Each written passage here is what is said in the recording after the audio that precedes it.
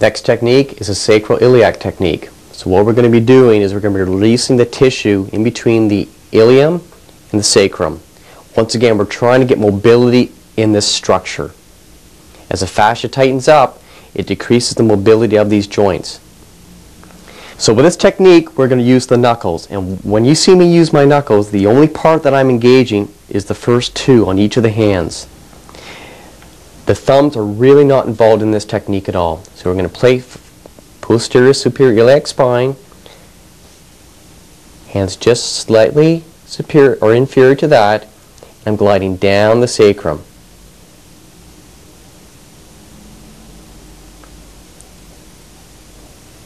You're going to repeat this technique 2 or 3 times. If you want to, you can do a movement where you're just using your fingertips. Once again, gliding down the tissue. I'm going to show you on the spine exactly where I am.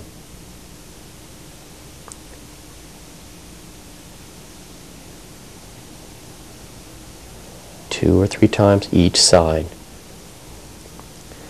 With the movement then, what Paula's going to do, she's actually going to tuck her pelvis as far under as she can, and then as I'm gliding down the SI area, she's actually going to reverse that. So now she's taking her pelvis in this direction, so the fascia is coming in this position as I'm gliding in the opposite. Once again, we have that almost that shearing effect here. So I'm gliding down, and pelvis is and Paula's moving her pelvis, going against me, and gliding down the tissue.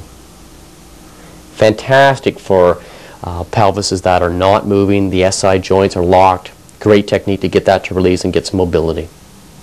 So here's what I was doing with that technique. PSIS, knuckles, remember this part of the knuckles I'm using. I'm just gliding down the tissue. Or I was using my fingertips. And what we're really trying to do is we're trying to release this tissue, the fascial tissue, ligament tissue. We're trying to get right into this joint called the SI joint and get that moving. All these joints should be moving properly and independently. So just simply gliding down that tissue. Now the next technique, what I'm going to do is I'm actually going to take my elbow and I'm going to glide down the lateral border of the sacrum. So if I could pry this off a little bit,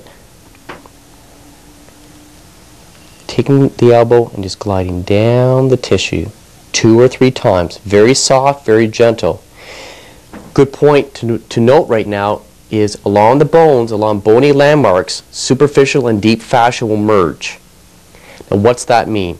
Well, it means that the tissue will actually attach onto and anchor onto these bony landmarks. And when you engage that tissue, or put input into it, or work on that tissue, you can actually get releases into deeper structures you may not even be able to palpate. So you want to be careful on these bony landmarks because it can actually be quite tender. And simply gliding down the tissue. And how do you know if they're really tender? Well, you're simply going to ask your client.